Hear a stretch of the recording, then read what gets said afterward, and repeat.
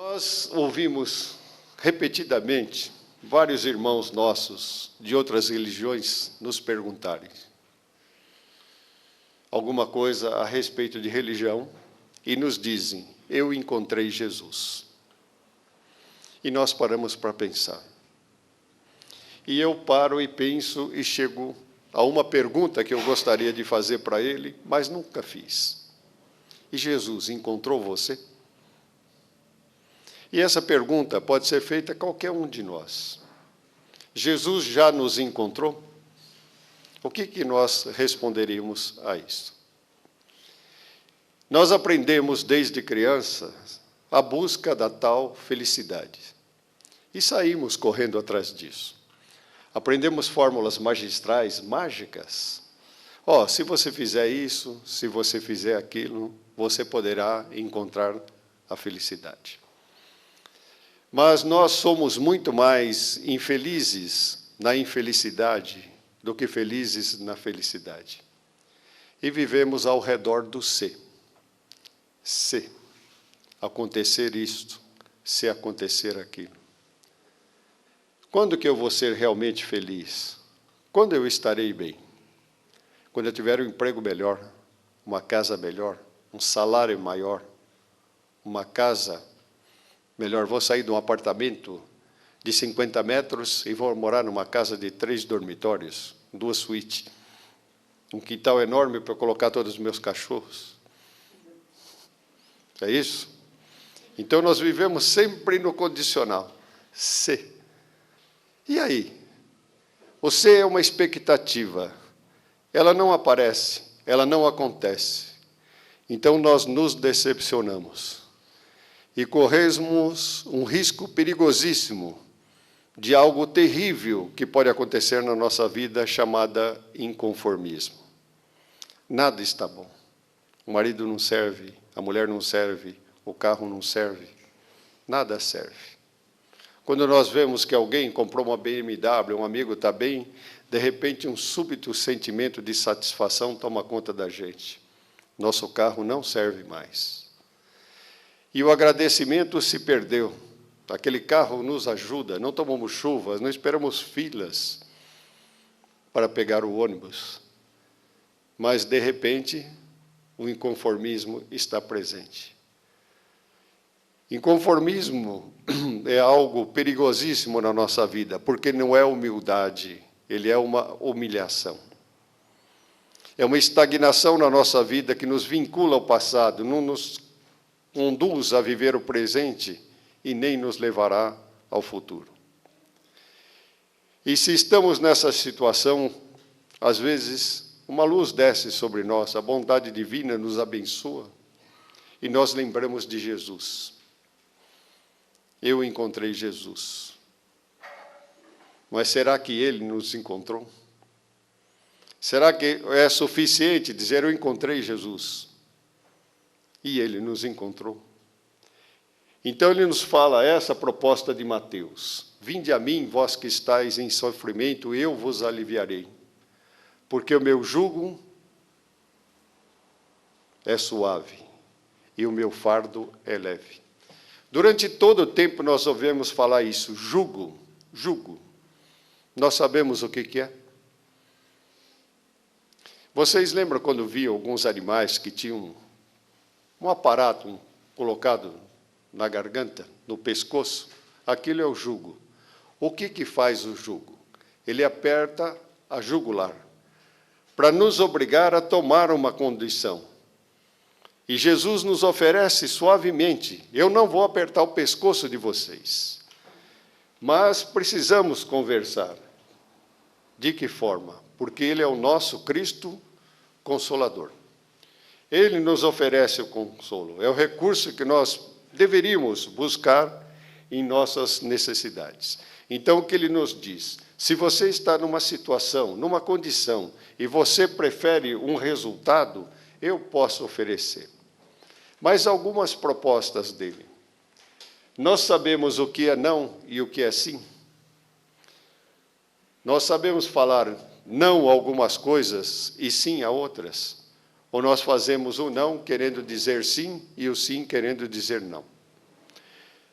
Eu via uma historinha essa semana que o veterinário estava preocupado com um cachorro que estava numa condição terminal e ele teria que ser sacrificado. Mas a preocupação do veterinário era com o garotinho, dono do cachorro. E ele se surpreendeu com a aceitação natural do menino, que dizia: doutor, eu sei disso, é que ele já nasceu bom, então ele não precisa viver tanto como nós, ter esse aprendizado tão longo. Então, eu não, sim, sim. Nós temos aqui uma parte do cérebro chamada neocórtex e uma parte chamada córtex, cérebro novo e cérebro velho. O cachorro não tem essa parte. Então, de acordo, nós temos chocolate e maçã. Podemos comer os dois elementos? Podemos. Mas, de verdade, alguns de nós podem comer isso aqui? Pode ou não pode? Não pode. Mas nós somos felizes por comer esse ou infelizes por não comer esse? Como é que nós levamos a nossa vida? Nós somos muito mais infelizes na infelicidade do que felizes na felicidade. Nós reclamamos muito mais do que nós agradecemos. Quando reclamamos, significa duas vezes. Clamar é pedir de novo. E quando agradecemos, a graça desce. Mas não é isso que a gente faz. Então, a proposta de Jesus: situação, condição. Você é feliz? Não. Você quer ser feliz? Sim ou não? Sim, mude. Não, continue fazendo o que você está fazendo. Você é feliz? Sim, continue fazendo o que você está fazendo. Mas quando Jesus nos leva aqui, qual é a solicitação? Mudanças. Que nós reconheçamos nossos pontos falhos, estejamos dispostos a nos transformar. Modificação. Mas qual é o problema? Isso demanda esforço pessoal. E nós temos preguiça até quando nós nos dedicamos às causas espirituais. E que Jesus pede? Que nós obedeçamos isso, leis divinas, as leis morais que deveriam, que regem mais a dimensão do ser, mas não é assim que nós acompanhamos. Nós precisamos dois tipos de leis. Por que nós precisamos das leis humanas? Porque nós não seguimos as leis divinas. Se seguíssemos essas, não haveria necessidade dessa. Mas na nossa evolução, precisamos das duas. Nós temos obediência e resignação. Obediência, resignação. Obediência do coração, obediência da razão. O que isto nos traz? Não são virtudes passivas. Não podemos negar sentimento, negar a vontade. O revoltado deixa cair o fardo. E nós estamos numa prova. Virtudes ativas, consentimento da razão, consentimento do coração. O resignado, obediente, o que faz? Carrega o fardo.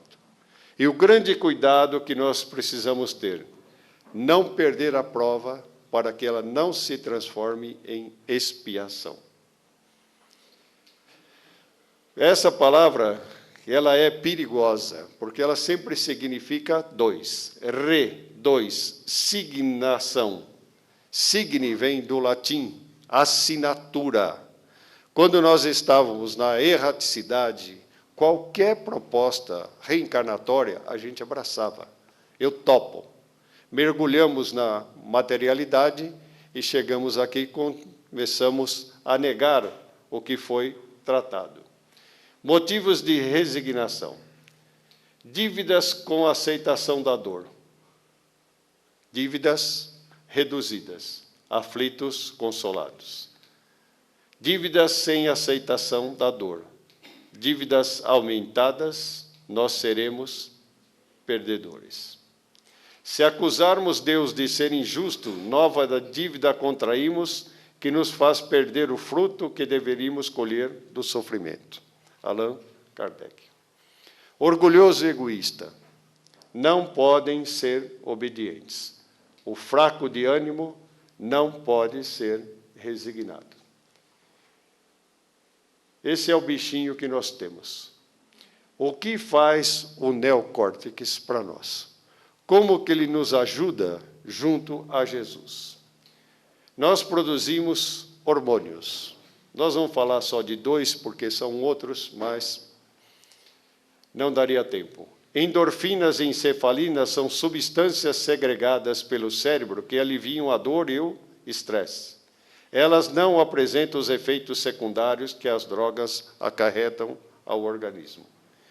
Quais são os efeitos que elas trazem?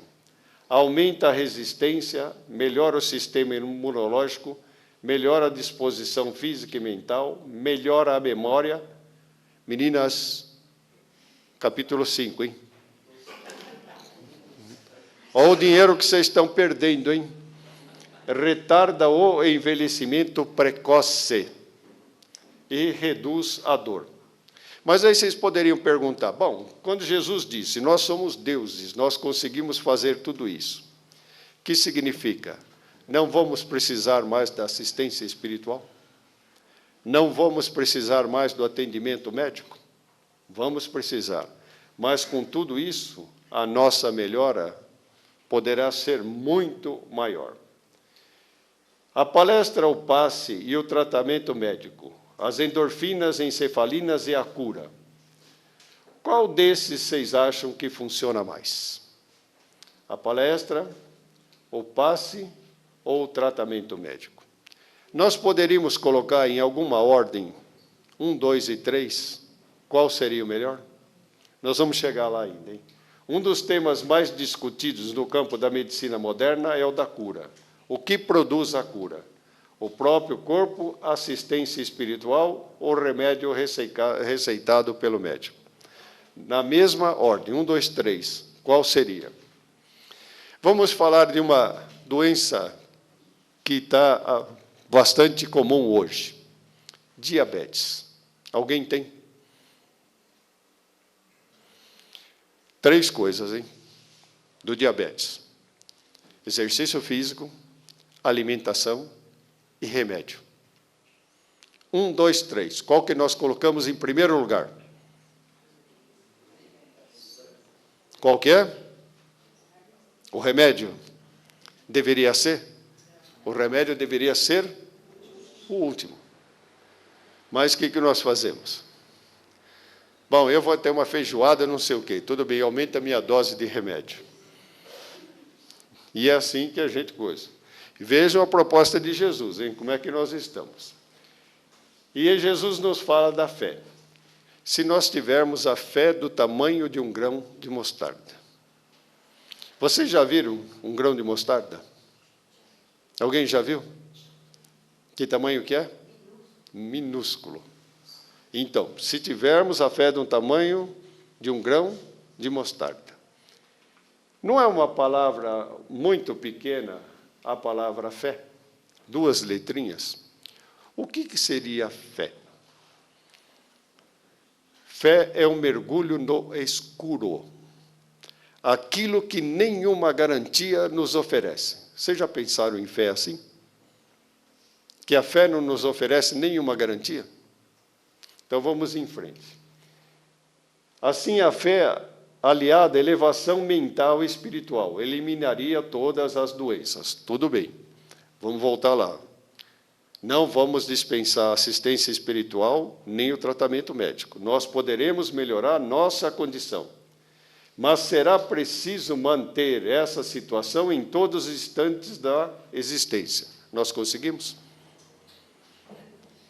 Ao rebaixar nosso padrão vibratório e, consequentemente, comportamental, adoeceremos novamente.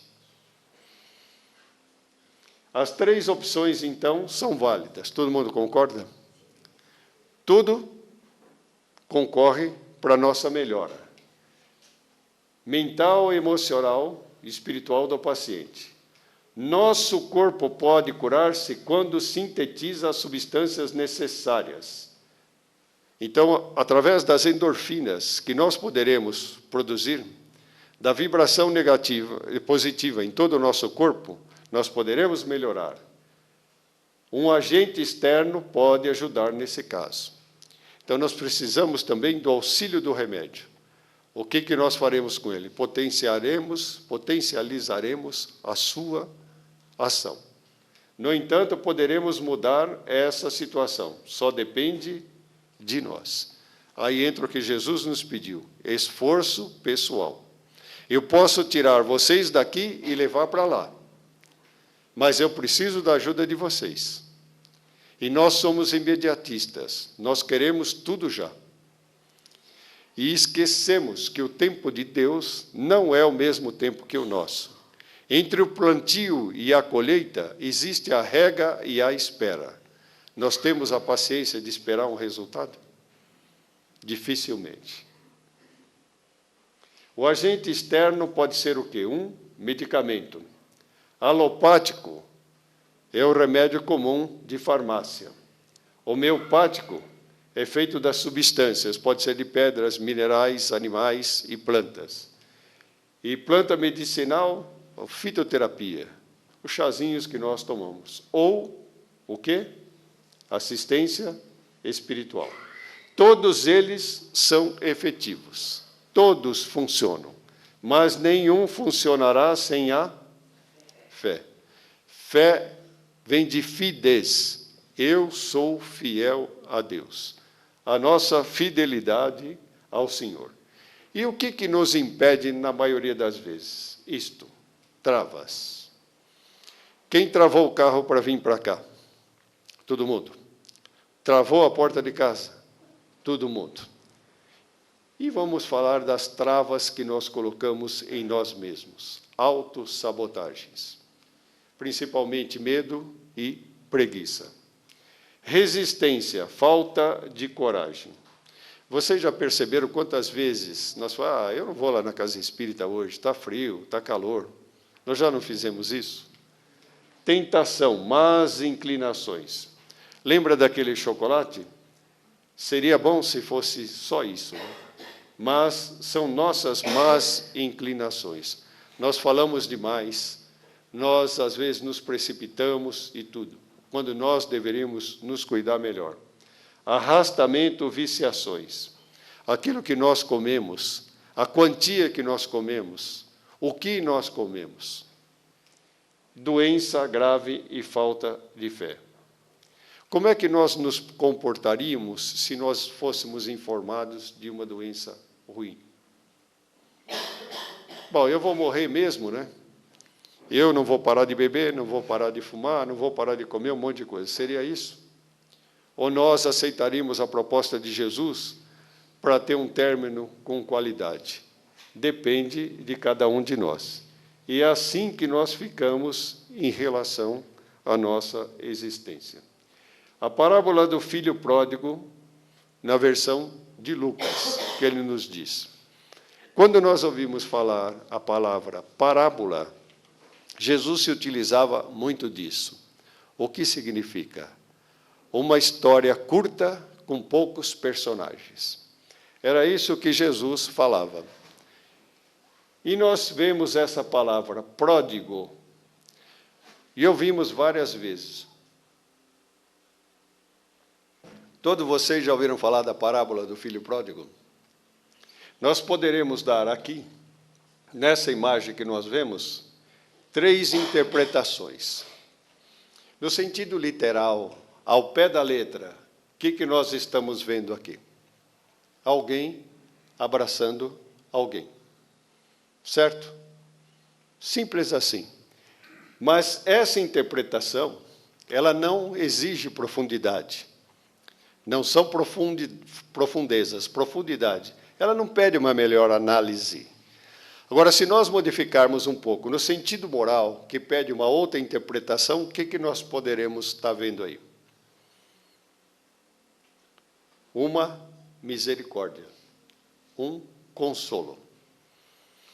E no sentido espiritual, que vai mais além, nós estaremos vendo o que aqui? Não existe ofensa sem perdão. O Cristo Consolador. Essa história aqui que nos conta. O filho mais jovem, um rico proprietário, ele tinha 2 filhos.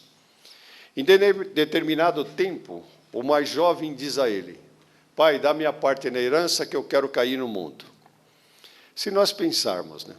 Um filho chegar para nós e fala, dá a parte. Pô, mas esse cara não trabalhou, ele não fez nada, ele está querendo levar na moleza, e aí? Nós ofereceremos a ele ou não? Eu não?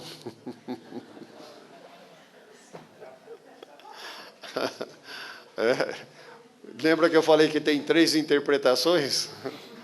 Então vamos lá. Mas o pai dá, porque o pai sabe que tem alguns que tem que quebrar a cara no mundo, senão não aprende. O pai sabe disso, mas oferece a ele. E ele vai. Enquanto o dinheiro está na mão, ele tem amigos, mulheres, comida à vontade, boa casa. Quando o dinheiro acaba, vão-se os amigos, vão-se as mulheres e vai-se tudo. E aí ele se vê em desespero. O único emprego que ele arrumou era de cuidador de porcos. E a comida que ele tinha era a que sobrava depois que alimentasse os porcos. E aí nós vamos na interpretação espiritual. O Pai nunca nos abandona. Mesmo que alguns de nós entrem na tentação, nas viciações, ele não perde o brilho nem a condição de filho de Deus. E ele será resgatado um dia, assim que ele se lembrar do Pai. Quando nós nos afastamos de Deus, o nosso sofrimento aumenta. Quando nós nos reaproximarmos, esse sofrimento será aliviado. E o filho volta para o pai. E como o pai o recebe? De braços abertos. Então ele chega com essa roupa aqui. E o pai imediatamente diz a ele: filho, volte para casa, nós estamos felizes com a sua volta. E o pai dá-lhe uma roupa nova, coloca nele uma capa, que dá condição, novamente, de filho de Deus. Coloca sandália nos seus pés, o que o afasta da materialidade, para que ele não esteja sujeito aos arrastamentos e às viciações. E oferece a ele um anel, para que ele tenha condição de filho de Deus. Então, o que ele perdeu? Foi o dinheiro que ele recebeu do pai? A perda maior que ele teve, a grande perda dele, foi a perda espiritual, pelo fato dele ter se afastado de Deus. E nós vemos isso aqui. O que é pródigo? Pródigo pode significar esbanjador, mas também pode significar generoso. Então, nós falamos, sejam pródigos, mas não pratiquem a prodigalidade. Aprendam a guardar. E aqui está tudo bem, né? A família volta, né?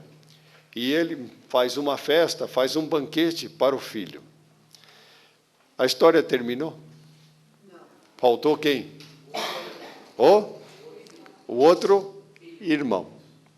E o que o outro irmão estava fazendo nesse tempo, se estava tendo um banquete, estava tendo uma festa? Estava reclamando. E na maioria das vezes nós não estamos reclamando? Por que o irmão não se juntou a esta festa? Essa festa é a maravilha que é o dia de hoje. É um processo que nós vivemos chamado reencarnação. Em vez de nós ficarmos felizes, aproveitando a maravilha que é o banquete, que é o dia de hoje, nós fazemos o quê? Reclamamos. Nós perdemos nosso maior tempo na reclamação. Então, esta é a proposta de Jesus. E aí, todo mundo está disposto a aceitar o convite de Jesus? Todo mundo? Como que nós poderemos fazer isso? Trabalhando aonde? na construção do capital espiritual, armazenando um acúmulo de recursos.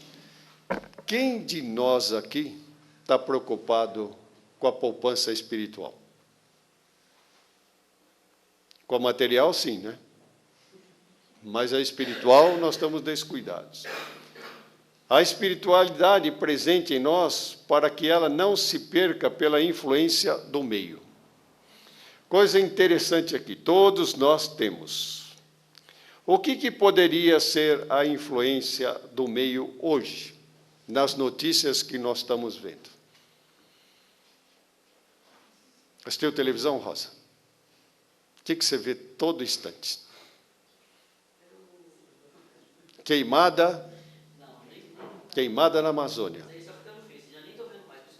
Mas então você não está deixando, né, que a sua espiritualidade se perca pela influência do meio. Como que nós estamos interpretando essas notícias que nós estamos vendo? Muito cuidado com isso, porque nós estaremos perdendo a nossa espiritualidade e não aceitando a proposta de Jesus. Alistar-se em um exército do qual não é permitida a deserção. Sabe o que é isso? Jesus fez um convite. Vocês aceitam essa transformação? Sim ou não? Sim. Ele colocou um revólver em nós e falou, olha, você tem que aceitar. Não fez isso. Se nós aceitarmos fazer parte da sua seara, nós não poderemos mais desistir. Aquele que botou a mão na charrua, no arado, não pode mais olhar para trás. O que aconteceu com a mulher de Ló? Vocês lembram? Ela olhou para trás, virou uma estátua de sal. Parou no tempo. Ela ficou lá. Não evoluiu. Então é isso. Vamos trabalhar aceitando o convite de Jesus. Ainda está em tempo. Só depende de nós. Isso que ele nos pede, um pouco de esforço pessoal, para que nós aceitemos e respeitemos as leis divinas. Há 2000 anos atrás, ele falou tudo isso. 2000 anos se passaram. Muitas revoluções nós tivemos, de costume, tecnológicas e outras mais. Da música também. Mas nenhuma dessas transformações, dessas revoluções, alterou em nada o Evangelho de Jesus. Vinde a mim, vós que estáis em sofrimento, e eu vos aliviarei. Porque o meu jugo é suave e o meu fardo é leve. O convite está aí, a proposta de Jesus nos é feita, nós aceitaremos, ou sim ou não. E através dele nós temos o amor e o perdão. Nós podemos conseguir o amor e o perdão através de Jesus. E através dele construir a nossa ponte para a eternidade. Só depende de nós. Jesus abençoe a todos. Muito obrigado pela paciência, pela tolerância.